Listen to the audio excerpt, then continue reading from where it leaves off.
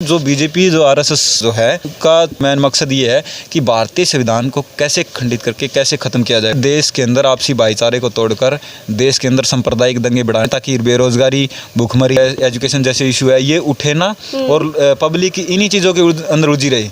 भारतीय संविधान समानता का अधिकार दे रहा है सबको। आप कुछ भी डालो, कोई धर्म अपनाओ, किसी धर्म को मानो, किसी भगवान को मानो, है ना। ये तो महिलाओं की फ्रीडम के ऊपर भी कुठाराघात कर रहे हैं। रंग भेद करके देश के अंदर है ना आपसी भाईचारे को खराब करने की कोशिश करी बीजेपी। देश के आपसी भाईचारे को, हिंदू मुस्लिम एकता को तोड़ने की कोशिश की जा रही है। मैम नमस्कार, स्वागत है आपका आपके अपने चैनल हरियाणा अपडेट में। आज हम मौजूद हैं गुरु जम्बेश्वर यूनिवर्सिटी हिसार में जानने के लिए कि आज के वक्त में जो एक बहुत ज़्यादा विवादित मुद्दा चल रहा है पठान मूवी को लेकर, कलर को लेकर, इन सब पे बात करेंगे। आज हमारे साथ मौजूद हैं सर, आपका नाम? जी, मेरा नाम संजू बोध है और मैं doctor Ambedkar student front of India का एक्स प्रेसिडेंट हूँ।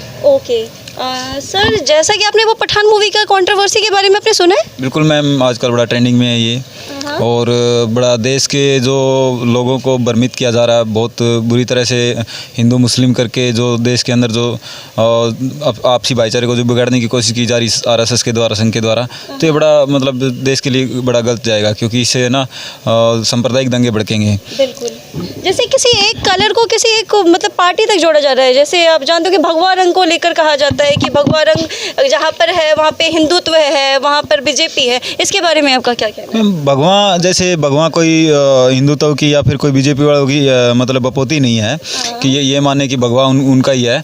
भगवा के ऊपर उन्होंने कोई मतलब एकाधिकार ले रखा हो या उनको कॉपीराइट उनका भगवा किसी तरह का।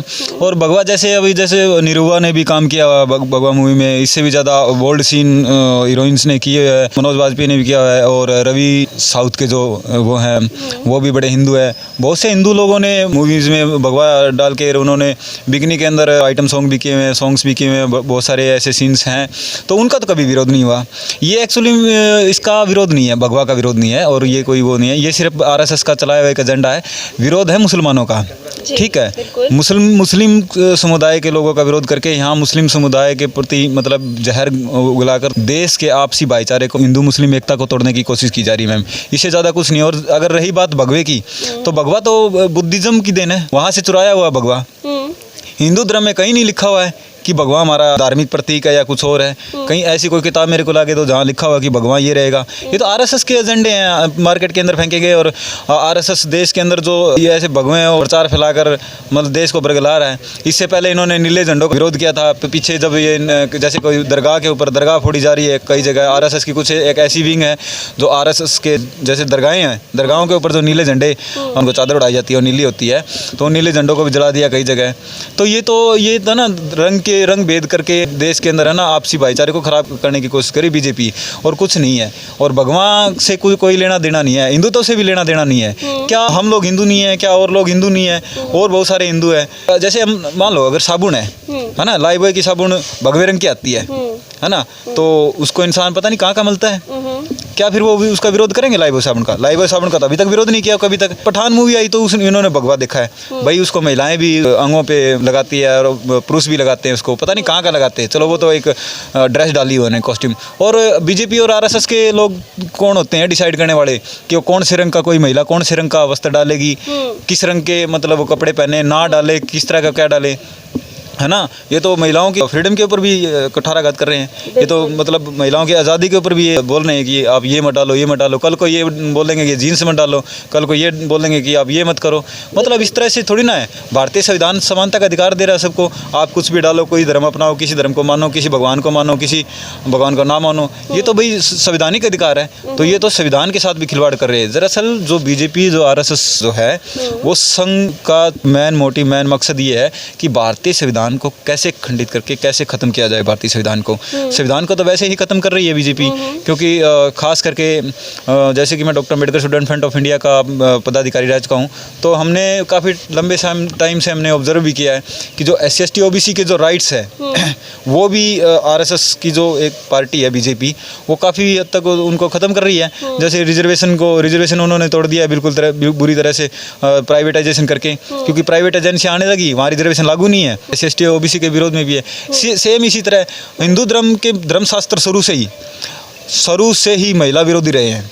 चाहे रामायण की बात कर लो, चाहे रामचरितमानस की बात करो, चाहे और मनुस्मृति की बात करो, शुरू से ये महिलाओं के विरोधी रहे हैं। और ये विरोध मुसलमानों का विरोध है और एक महिला का भी विरोध है, जो भगवान को लेकर जो विरोध किया जा रहा है। तो मेन एजेंडा मैडम यही है कि इन लोगों ने देश के अंदर आपसी भाईचारे को तोड़कर देश के अंदर सांप्रदायिक दंगे बढ़ाए, ताकि बेरोजगारी, भूखमरी और हेल्थ जैसे इशू है, एजुकेशन जैसे इशू है, ये उठे ना और पब्लिक इन्हीं चीज़ों के अंदर उलझी रही, है ना। भाई भगवान पैर लिया, ये कर लिया, पठान हो गया, मुसलमान हो गया, ये हो गया। खुद मोदी अपने भाषण में कहते हैं कि मैं पठान का बच्चा हूँ, है ना। तब तो इन्होंने एक दिन भी विरोध नहीं किया पठान का। आज अगर मूवी पठान का, अगर शाहरुख खान ने मूवी बना दी तो पठान का विरोध होने लगा।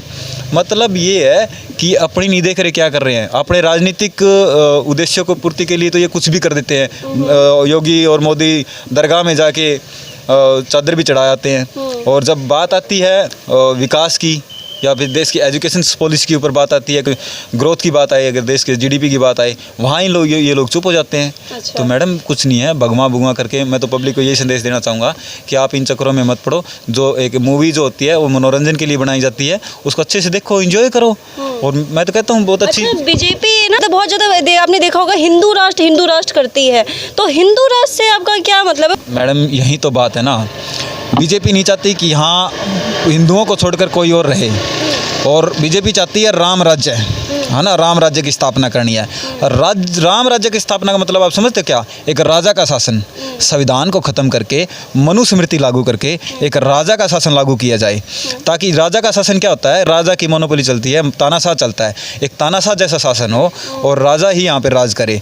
तो मोदी और अमित शाह जैसे तानाशाही और अबानी अडानी जैसे लोग तानाशाही लोग यहाँ बसें, उनके अकॉर्डिंग सारा देश चले, ना कि कॉन्स्टिट्यूशन के अकॉर्डिंग। अब तो हम मोदी का विरोध कर सकते हैं, हमें कॉन्स्टिट्यूशनल राइट है, हम संविधान के राइट है कि हम किसी भी सरकार का डेमोक्रेटिक तरीके से हम विरोध कर सकते हैं। लेकिन जब राम राज्य जैसे राज्य का शासन जब लागू होगा ना, तो हम विरोध नहीं कर सकते। हम फिर राम राज्य में रहेंगे ना, तो ये होगा मैडम। हिंदुत्व का मतलब ये नहीं है कि आप किसी दूसरे धर्म को बड़ा बुरा बोलकर, दूसरे धर्म को आप खंडित करके, दूसरे धर्म को बर्बाद करके आप अपने धर्म को प्रमोट करोगे। ये तो किसी हिंदू देवी देवताओं ने भी नहीं कहा, किसी भगवान ने भी नहीं कहा कि आप उस चीज़ का विरोध करो। ये बीजेपी पता नहीं कहाँ से ऐसे डंडे लेके आ रही है कि हिंदू मुसलमानों का विरोध करो, क्रिश्चियन का विरोध करो, ईसाइयों का विरोध करो, बौद्धों का विरोध करो।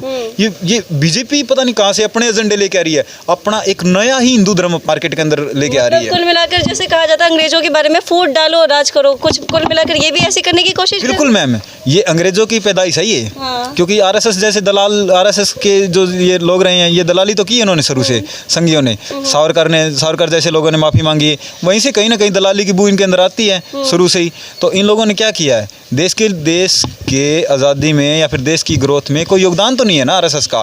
सिर्फ मार्केट में एक मंदिर जैसे एजेंडे फेंक दिए आरएसएस ने, और हिंदुत्व का एजेंडा फेंक दिया, राम के नाम पे वोट मांग लिए, गंगा के नाम पे वोट मांग लिए। कुछ तो नहीं हो ना, गंगा के अंदर हजारों लाशें भी देखी थी, गंदगी भी अभी भी देखने को मिल रहा है बहुत गंगा के अंदर आप जाके देखोगे, आप हरिद्वार में जाके देख लो, वहाँ भी आप है ना, आपको पानी के अंदर साफ दिख जाएगा, इतने गंदे वस्त्र, इतना गंद खाना भी, इतना वो मिलेगा कूड़ा करकट आपको, तो आप सोच भी नहीं सकते। और वही पानी हम यहाँ पी रहे हैं, तो कहाँ से, मतलब ये सिर्फ और सिर्फ पॉलिटिकल एजेंडे इनके, देश के विकास से या फिर लोगों की भलाई से, समाज की भलाई से कुछ नहीं लेना देना।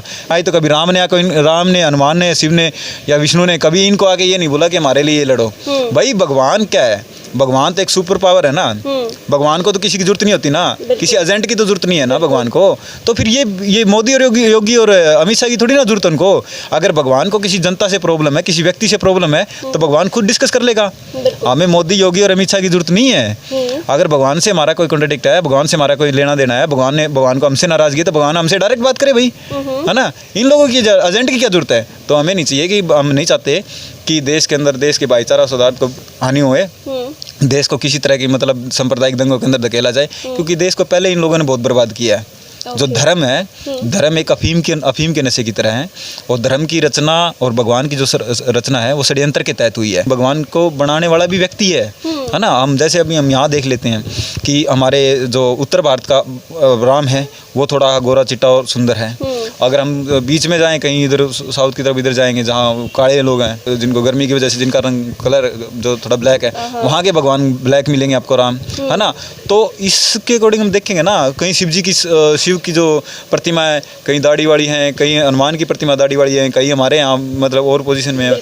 तो हम जहाँ देखते हैं ना कि ये भगवान की जो संरचना है ना मनुष्य ने की है, अपने अकॉर्डिंग अपने जम्पशंस लगा के भाई हाँ भाई ये मतलब ऐसा होगा, है ना, अपनी सोच धकेल के, ना कि भगवान खुद आगे ये कहा कि मेरी मूर्ति ये थी। कभी था ही नहीं ऐसा कुछ है। भगवान जैसी चीज़ें मेरे ख्याल से तो देखो, मैं अथेंटिक तो प्रूफ मेरे पास शायद है ना है, लेकिन मुझे नहीं लगता कि भगवान कोई आके किसी को ये कह के गया कि मेरे धर्म के लिए लड़ना, मेरी मूर्ति के लिए लड़ना, या फिर मेरे मतलब मेरे ब्रस्तव के लिए लड़ना, क्योंकि भगवान तो सर्वशक्तिमान है, तो अपनी लड़ाई वो खुद लड़ लेगा। हमें व्यक्तियों को बीच में आके किसी दूसरे धर्म को डिफेम करके दूसरे धर्म के ऊपर एलिगेशन लगा के या उसको नीचा दिखा के हम अपने भगवान को ऊंचा कर रहे हैं, तो मतलब इससे और सोचते हैं कि भगवान मतलब इससे खुश होगा, तो हमें तो नहीं लगता कि भगवान इससे खुश होगा। आप लोगों को क्या संदेश देना चाहते हैं? मैं लोगों को ये संदेश देना चाहता हूँ कि धर्म के आधार पे, रंग के आधार पे और भगवान के आधार पे मतलब आपस में लड़ने झगड़ने की ज़रूरत नहीं है, सांप्रदायिक दंगे भड़काने की ज़रूरत नहीं है। देश के अंदर आपसी भाईचारा बनाए रखें। हमें अल्लाह की भी इज्जत करनी चाहिए, राम की भी इज्जत करनी चाहिए, हमें सभी की इज्जत करनी चाहिए। हिंदुओं को भी इस देश में जीने का अधिकार है, मुसलमानों को भी इसमें जीने का अधिकार है। बाबा साहब भीमराव अम्बेडकर ने सर्वधर्म को समानता से कॉन्स्टिट्यूशन के अंदर समाया हुआ है और उन्होंने कहा कि हमारे लिए सभी मतलब समान है। तो इक्वालिटी का जो राइट है वो डॉक्टर अम्बेडकर हमें देके गए कॉन्स्टिट्यूशन के द्वारा। तो हमें हमारा सबसे बड़ा ग्रंथ भी ना कोई महाभारत, ना कोई कुरान, ना कोई गीता, ये नहीं है। हमारे देश का सबसे बड़ा ग्रंथ जो है वो संविधान है और भारतीय संविधान की हमें इज्जत करनी चाहिए, उसी की हमें पूजा करनी चाहिए। तो यही मेरा अंतिम संदेश रहेगा जी। मतलब कुल मिलाकर हमें एकता से रहना चाहिए और जो दूसरी पार्टियां या कोई भी एजेंडा रचा जा रहा है उन सब से दूर होकर हमें बिल्कुल तटस्थ से होकर जो सही है उसकी तरफ जाना चाहिए। जो हमें दिग्भ्रमित करने की कोशिश की जा रही है सरकार के द्वारा, इन सब चीज़ों से हमें दूर रहना चाहिए। चलिए आज के लिए इतना ही, मिलते हैं अगले कार्यक्रम में। नमस्कार।